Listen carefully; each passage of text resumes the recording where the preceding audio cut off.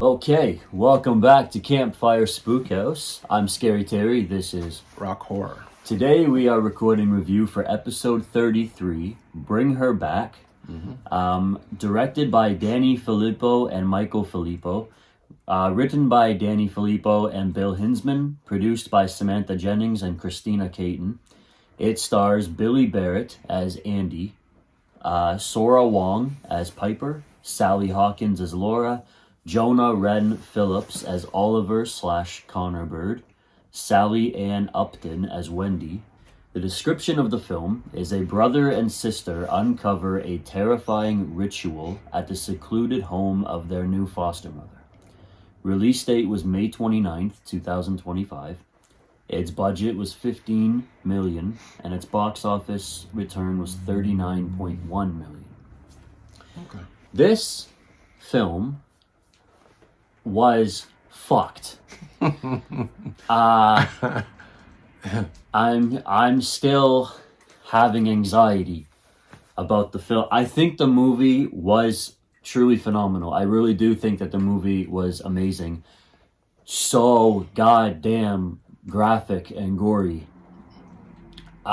Great story. Yeah. Compelling story. Yeah. What I loved about this movie was that I had no idea what the fuck was happening almost the whole way through. Mm-hmm. And even when I started to put things together in my head and I'm like, oh, this is why this is happening, or it's because of this, turned out to be the complete fucking opposite of what I was thinking. Yeah. Yeah. I think I'm having a panic attack.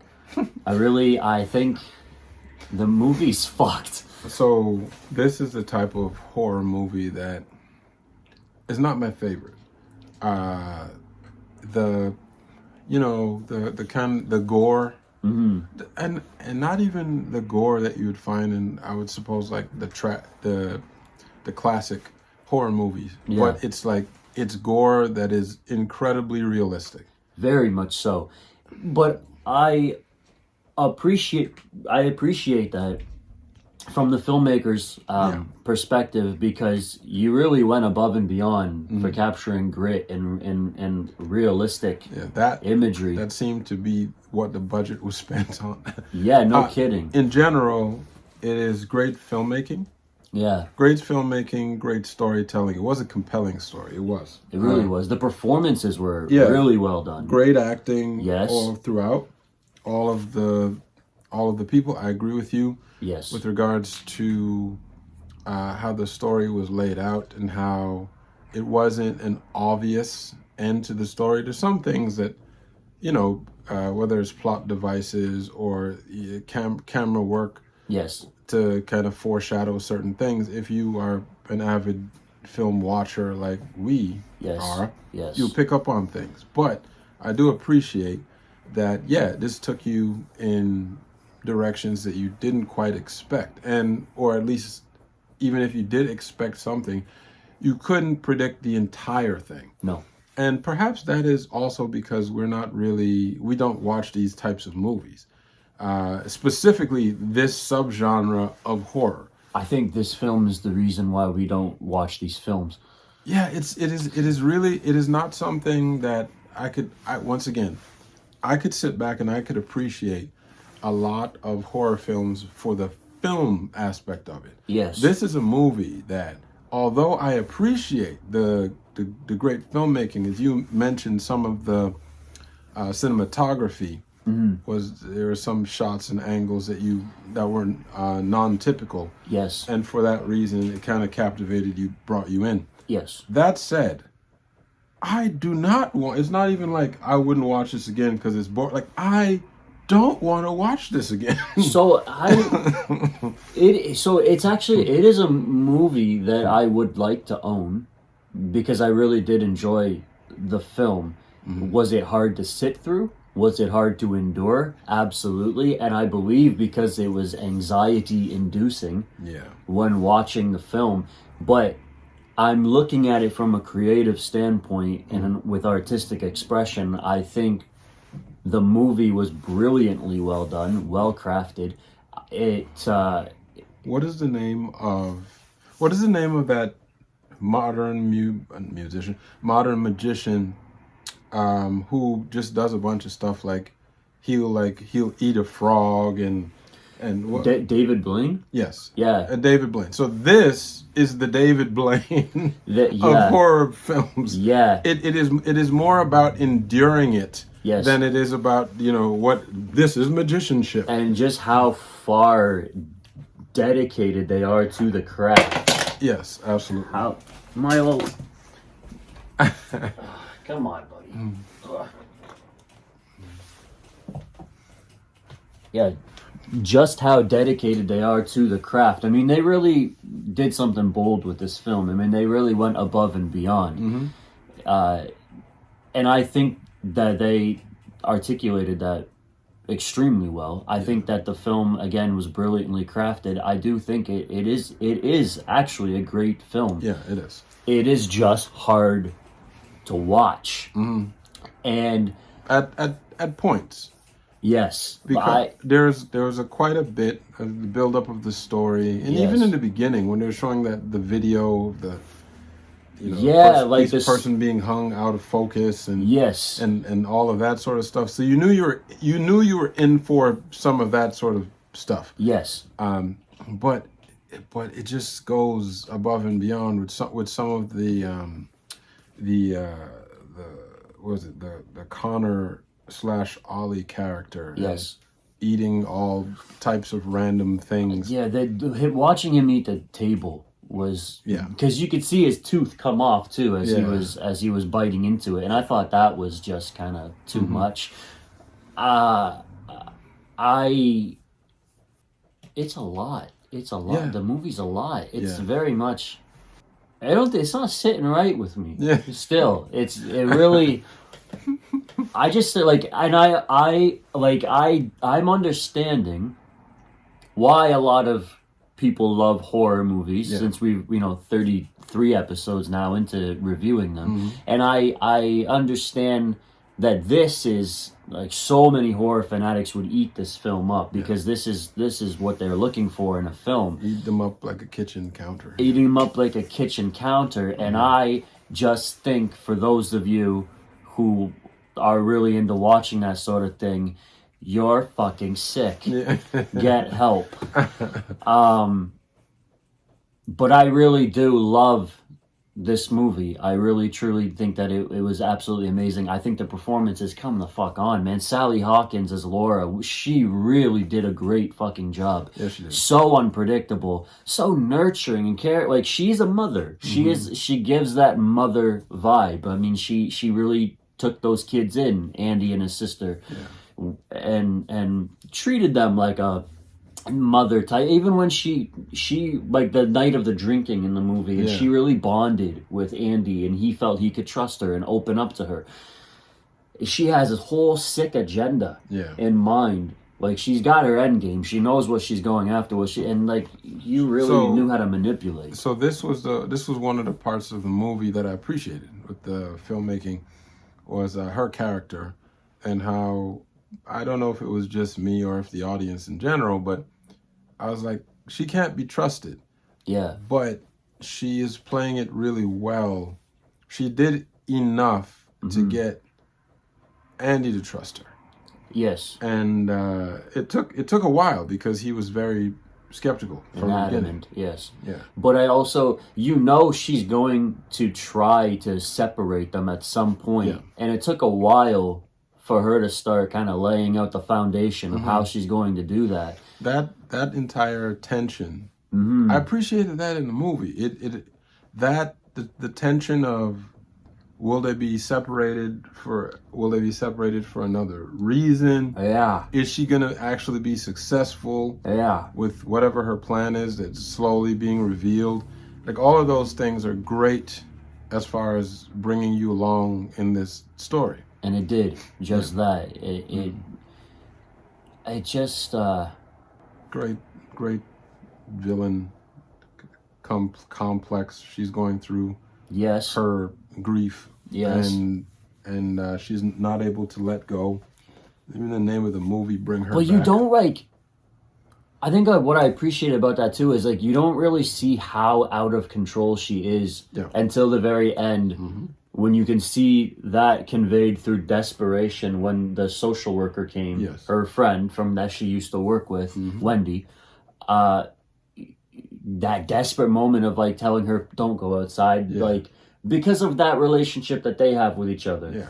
And you know as well as I do, if we were Laura, whoever the Wendy is, they're not gonna understand this, right? So you know, like you're in a desperate tight spot right now where you're about to be exposed, and that's when you really see how unstable Laura really is, and I appreciate it. What I don't understand, and once again, this is the kind of logical part of my brain. Of course, if I make movies, the characters do a lot more logical things because.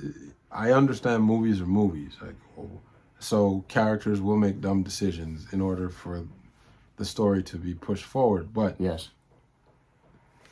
there are cell phones in this universe.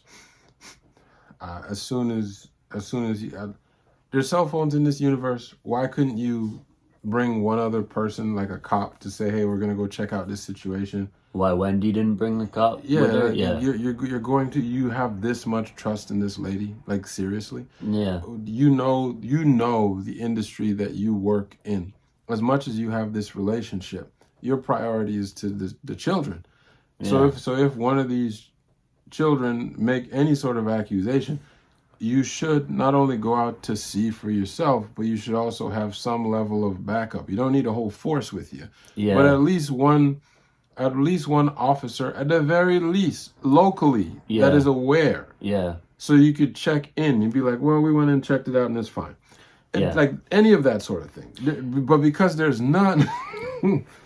I feel like there's a flip side to that coin because, like, from Wendy's point of view, when Andy showed up and claimed that he knows the kidnapped boy, that Laura has the kidnapped boy, I can understand why she didn't want to believe Andy because of his violent history or whatever. But he hit his sister when he was 8. But that's the flip side. That's the other side of the coin, is that he was 8 years old. He has no recent arrests for any violent behavior. So it's like I wouldn't be quick to just not believe him. Yeah. But I'm still processing this film. Yeah.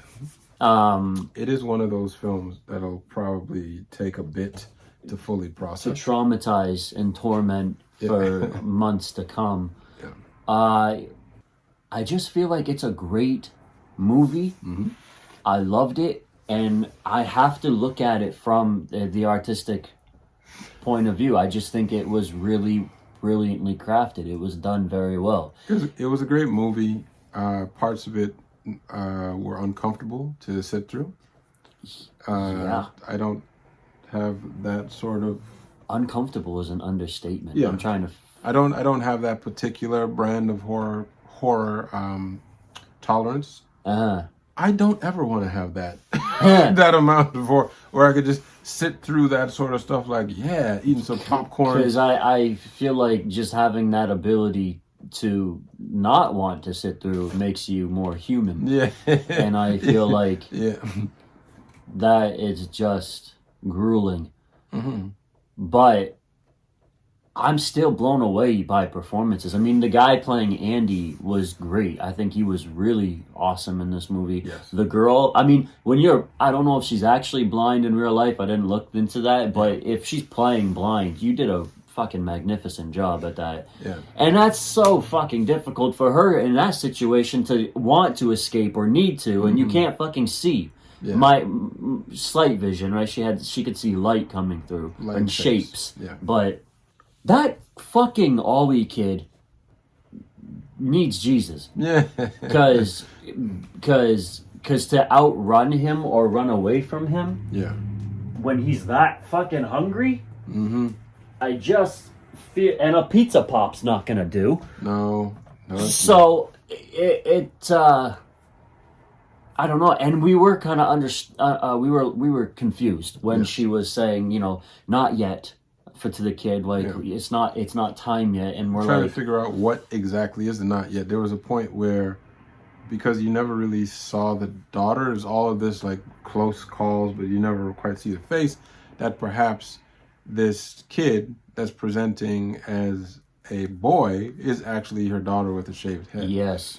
Because I don't remember whether it was definitively clear that her daughter died, like how her daughter died. They never really... Yeah, she drowned, but... It was vaguely explained. But yeah, and all of that, I believe, is on purpose so that we could be thinking these things as we're watching. Yeah.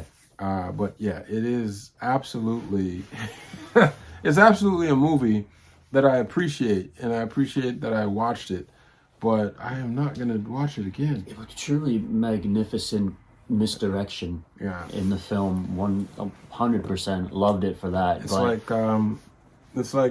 you know, some of those ridiculous roller coasters that you go on once and you're like, that was an experience, I'm good. Yeah, but this was like vomiting roller coaster. Yeah, almost. Yeah, a roller coaster that you're guaranteed to vomit on. Yeah. Then maybe you ate a little too much before getting on. Yeah. I'm still uneasy. Yeah. I don't think my brain's working well right now. I don't. I think that we've said what we could say about the movie. Yeah. Because it really did have an impact. Truly. And I suppose that's what we got to say. That was the purpose. I mean, that's what it set out to do, and it did just fucking that. Yeah. I think, again, though, the movie, really great, and I hope to one day own it and add it to the collection behind me. Out of a rating, out of 5 jump scares, I honestly, because of everything I just said, I give it a 4.5. But I can't give it a perfect 5 because the movie is fucked with me. And I should appreciate it for that fact that it was able to do so. Yeah. But I don't think I can give it a perfect 5 rating just because it was so hard to sit through. And it's not one of those kinds of films that you're going to jump into watching right away again or more often. As I said, my memory is good enough. I don't need to watch this again. That said, I would give. There's a quality movie and all of these great acting and all. And there's a lot that you do appreciate about it. Absolutely, but there's this interesting thing about these types of movies where it's almost like there's a blind spot. It's like, what am I missing? Yeah. What am I missing in this movie? Because all of the things are there, the typical things where that could make it like, this is a great movie. But it's just a feeling like, okay, there's something that is missing that is taking me away from giving it all of the praise. And to be honest, as we continue to go, perhaps that's just horror movies. Maybe, definitively speaking, I will never mess with horror movies the way I mess with other types of movies. Yeah. So far, I've seen way more that I like than I haven't. But this is one of the ones where it's just really, it's split. Yeah. So I would say that my max on this movie would be 4.5. Right. But I don't think I could give it the max. Right. So I was going to say somewhere between 4.5 to 4 for me, and I'm not giving it 4.5. So I'm okay with giving it right in the middle of that, 4.25 jump scares. Okay. 4.25 jump scares for Rock Horror, 4.5 jump scares for myself. If you haven't watched Bring Her Back, think about it. Yeah. Ask yourself, do you need to? And no, honestly though, that I actually do recommend this film. I do think it was a great movie and it was well done, but it was fucked. If you like horror and if like the more explicit gore is up your alley or you don't mind it, then yeah, this is a movie that you will probably like, because as an actual film, it is a good movie. Yes. It's these other aspects that for me, I get it. I totally get it. It's like people who it's hard for them to sit through excessive violence or excessive nudity. Of course, like everyone has their sensitivities. I think we discovered ours. But yeah, that concludes our review for Bring Her Back. Tune in, because our next episode 34, our review will be for Barbarian, Zach Kreger's Barbarian, which was released in 2022. So if you like these kinds of movies, stick around for Barbarian. And if you enjoyed the new film Weapons from the same director, then you're going to want to check out the review for the same director. Yeah. Okay.